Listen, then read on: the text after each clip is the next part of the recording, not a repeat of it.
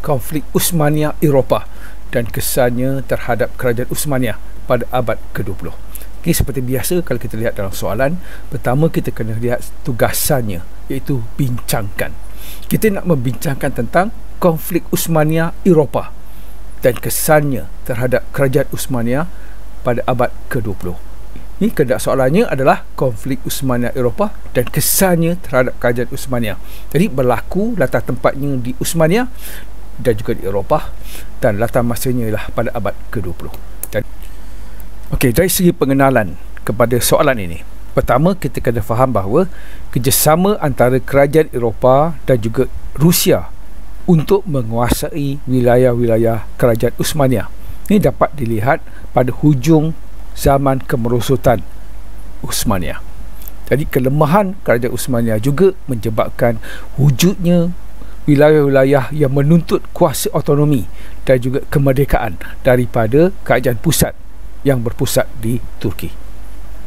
Austria dan Rusia misalnya berminat dengan isu-isu yang berlaku di Teluk Balkan dan untuk menguasai pantai Mediterranean, dan pada masa yang sama juga British dan Perancis yang mewakili kuasa Eropah yang lain turut menyimpan cita-cita untuk menguasai kawasan tersebut.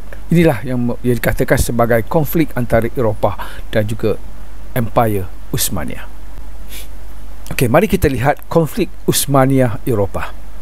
Penglibatan Perancis dan British dalam perang Crimea misalnya pada tahun 1850-an telah membuktikan kebimbangan kuasa-kuasa Eropah ini terhadap pengaruh Rusia. Jadi Austria misalnya berjaya menguasai Bosnia dengan sokongan Rusia, manakala Serbia pula membentuk pakatan dengan Bulgaria pada 13 Mac tahun 1912 Masihi.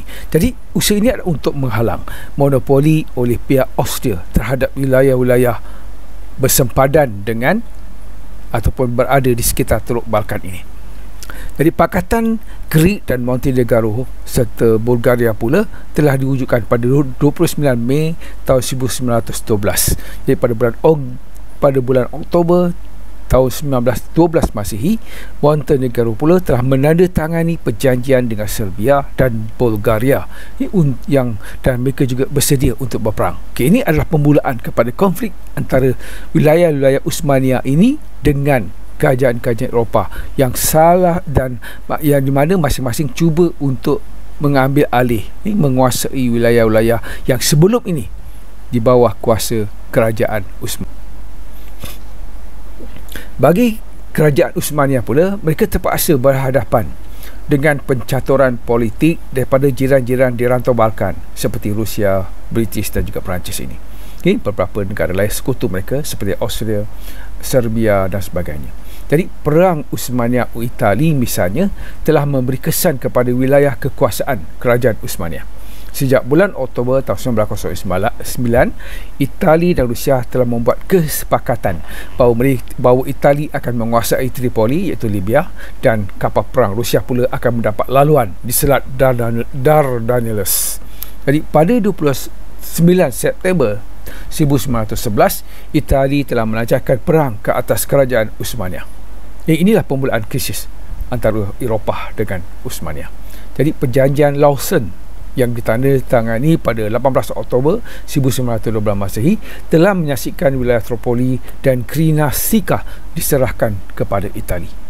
Bagi kerajaan Uthmaniyah pula, mereka terpaksa berhadapan dengan pencaturan politik daripada jiran-jiran di rantau Balkan seperti Rusia, British dan juga Perancis ini.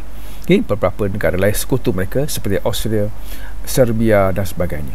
Jadi perang Uthmaniyah Itali misalnya telah memberi kesan kepada wilayah kekuasaan kerajaan Uthmaniyah.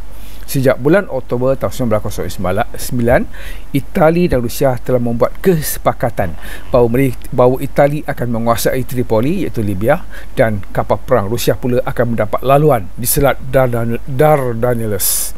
Jadi pada 29 September 1911, Itali telah melancarkan perang ke atas kerajaan Uthmaniyah. Inilah permulaan krisis antara Eropah dengan Uthmaniyah.